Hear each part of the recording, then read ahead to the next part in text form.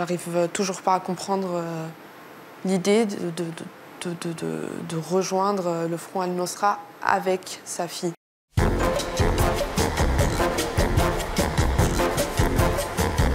Nous accueillons notre terrien du samedi 20h. Ce soir, Myriam Rahiem. Bonsoir.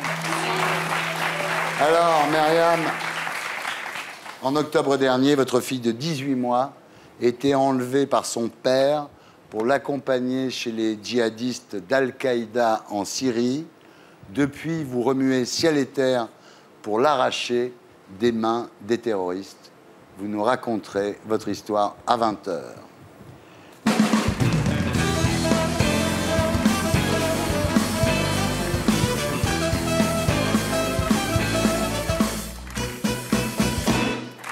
Myriam Rahiem, bonsoir. Bonsoir. Vous êtes née le 18 avril 1988 à Saint-Julien, en Genevois, en Haute-Savoie. Père, peintre en bâtiment, mère, assistante maternelle. Parents d'origine tunisienne, musulmans, pratiquants, mais les enfants font ce qu'ils veulent, hein. Il n'y avait pas d'obligation à la maison. Non, non. Bref, un islam pas du tout radical. D'ailleurs, vous détestez l'expression islam radical. Vous dites personne ne doit nous dicter notre conduite, sauf le bon Dieu. Exactement. Vous dites pas Allah. C'est la même chose pour moi. C'est la même chose pour vous. Voilà. Oui. Alors, à 16 ans, vous entamez un BEP de secrétariat au lycée Jeanne d'Arc à Gex. À 18 ans, vous passez un bac pro au lycée Saint-Joseph à Lyon. 2 établissements catholiques qui vous permettent de lier des liens d'amitié. Oui, j'ai toujours été ouverte à plusieurs personnes de toute origine et de toute confession. Oui. Ouais. Et à 18 ans, à la sortie du lycée, vous rencontrez Hamza. Alors Hamza, c'est un gentil garçon qui est très bosseur. Hein. Oui. Le jour, il bosse dans la restauration rapide. La nuit, il bosse à Chronopost. Et le week-end, il bosse sur les marchés. Oui. C'est le bon numéro.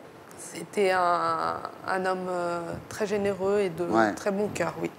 Alors, sur le plan religieux, il est musulman pratiquant comme vous, c'est-à-dire sans excès, quoi. C'est pas... Modéré. Ouais, modéré, comme 99% des musulmans français, encore faut-il le répéter. À 19 ans, tous les deux, vous vous fiancez. Et 4 ans plus tard, en 2011, vous vous mariez. Exactement. 2 mois après votre mariage, alors que vous êtes enceinte, votre mari, Hamza, part avec son père en pèlerinage à la Mecque. Ça fait partie des 5 piliers de l'islam, exactement. Ouais. À son retour, il est changé. Il est rempli de sagesse.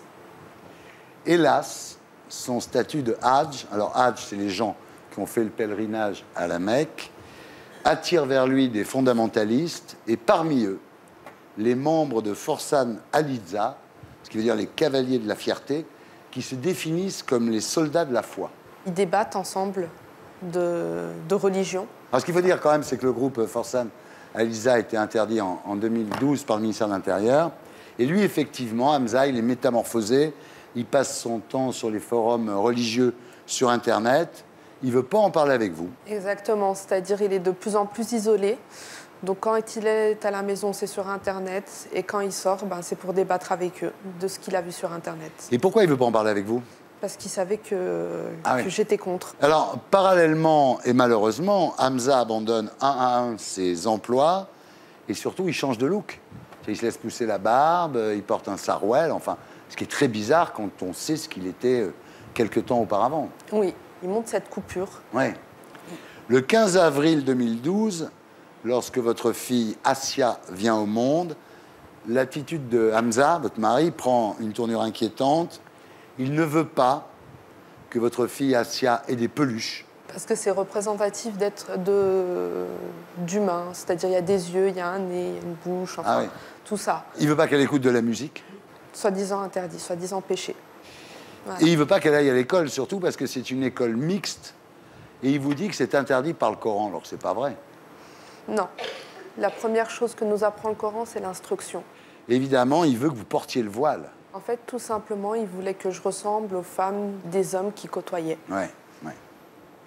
Alors voilà, les barbus essaient de réglementer toute votre vie de couple, apparemment, et votre vie de famille. Oui.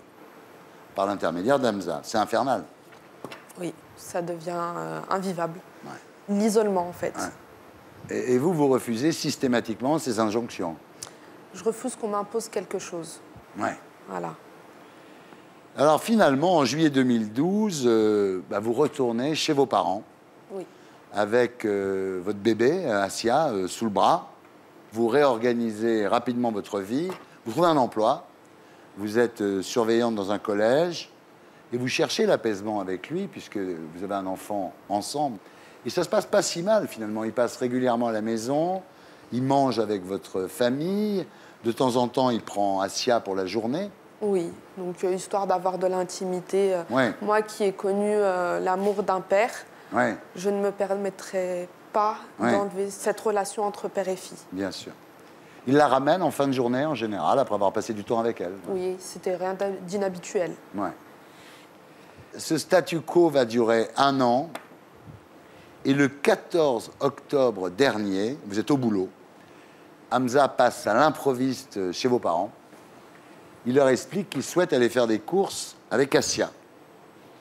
Vos parents, comme c'est courant, ils acceptent. Bien sûr. Donc il part avec elle. Oui. Et le soir, quand vous rentrez, Hamza n'a toujours pas ramené Assia, votre fille. Alors, vous imaginez un problème de voiture, vous l'appelez. Et là, en fait, il vous dit, je veux garder Assia pour fêter l'Aïd. Donc pour moi, bien évidemment, il y avait ce sentiment de colère, parce que rien n'était prévu. Ouais. Mais le lendemain, il vous appelle en vous disant qu'il part en vacances 2 ou 3 semaines et qu'il emmène Assia avec lui. Alors vous lui demandez où? Il ne veut pas me dire où. Non. Là, vous devenez folle. Chaos. Le Vous chaos. êtes une maman, c'est normal. Oui. Vous avez quand même déposé une plainte à la gendarmerie pour soustraction d'enfants, mais là, la loi impose un délai de 5 jours. Oui. Donc, Hamza a largement le temps de quitter la France avec Assia. Oui. Les jours suivants, vous essayez de l'appeler, mais il ne vous dit jamais où il se trouve. Hein. Il me dit comme quoi il est parti en vacances avec elle, où il ne veut pas me dire, arrête de paniquer, Ouais. toutes ces choses-là, mais en fait, il n'y a rien de concret, quoi. Ouais. Voilà. 5 jours après, Hamza est localisé en Turquie grâce à son téléphone portable. Alors, dans les semaines qui suivent, quand vous lui parlez, il vous demande de le rejoindre. Oui. Il n'a pas perdu cette idée de vous endoctriner aussi. Non. Et puis, au bout de 2 mois et demi, il vous annonce qu'il entre en Syrie pour rejoindre Al-Qaïda. Je m'effondre. Ouais. Je m'effondre. Et là, pour moi, j'arrive toujours pas à comprendre l'idée de rejoindre le front Al-Nosra avec sa fille. Oui. Il n'y a pas de sécurité, c'est un pays en guerre, la Syrie. Et les Syriens eux-mêmes fuient leur propre pays pour sécuriser justement leurs enfants. Alors là, il vous dit, c'est là-bas que les musulmans sont en sécurité. Oui.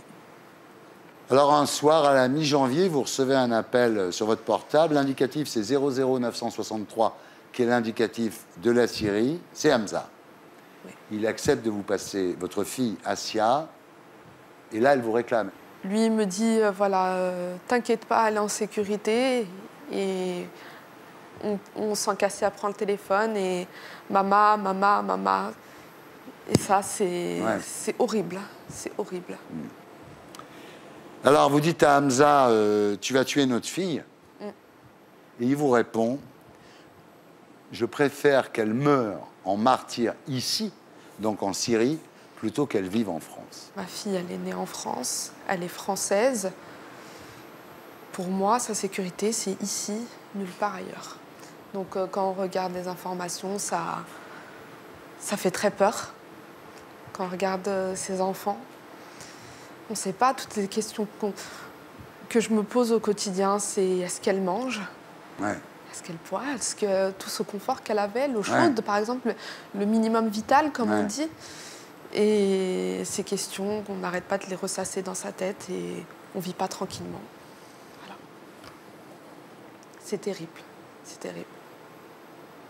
Ça fait 1 mois que vous avez 0 nouvelles, là. 0. Et puis, bon, partir en Syrie, vous partiriez. Mais où?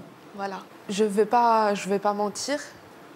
J'y pense tous les jours en tant que Ouais. mère. C'est-à-dire de prendre ma fille, de le raisonner, de lui dire, voilà, ta fille, il faut la mettre en sécurité. Mais je n'ai pas l'occasion d'y aller parce que je ne sais pas où est-ce qu'elle se trouve. Où est-ce qu'elle se trouve, ma fille? J'aimerais au moins, ne serait-ce que la voir, la serrer dans mes bras, ou voilà, des choses normales, quoi. Alors aujourd'hui, vous comptez sur qui? Sur Interpol? Bah, il y a eu un mandat d'arrêt international, Ouais. mais mon but principal, c'est surtout d'alerter son père.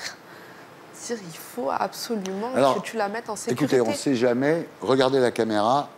Parlez à Hamza. Et si tu meurs, qu'est-ce qui va se passer pour Assia? J'ai besoin de ma fille et ma fille a besoin de moi. C'est moi qui l'ai portée, c'est moi qui l'ai allaitée. Et je ferai tout en mon pouvoir pour la mettre en sécurité. Elle est en sécurité. Voilà. Bien, on va mettre ça sur Internet. Il peut le voir. Il peut le voir, ça peut arriver. Ça peut arriver, oui. Merci de votre témoignage. Et pour être sûr de ne rien rater de Inarditube, abonnez-vous et mettez un pouce bleu.